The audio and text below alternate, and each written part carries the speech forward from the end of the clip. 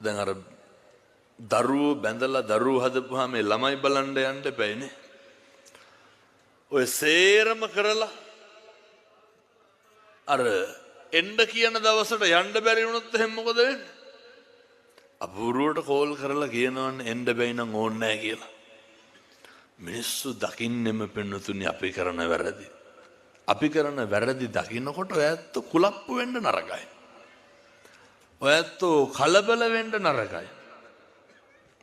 පෙන්නතුනි මෙහෙම තිබ්බට දැන් විනාඩි 45ක් ඉවරයි හොඳේ.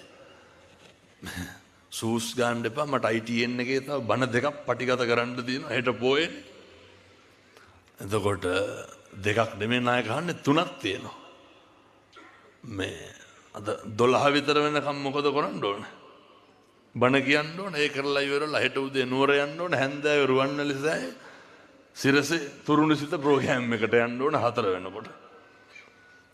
එනිසා මේ මම දේශනා කරේ පැහැදිලි කරේ ඔය ගෙවල් දොරවල් වල ජීවත් වෙනකොට දැන් මෙලාට කියන ඇති අපරාධي උදේ ඉඳන් හිටගෙන හිටියේ මේ ටික අහන්නද කියලා. ඔය මං කිව්වේ ඔය මොක කෙරුවත් වැඩක් නැහැ. අර කන්දකස් හැවෙන්නත් ඕන නිරංජනාගගෙන් පයින්නත් ඕන. දෙකක් බෑ එකයි පුළුවන්.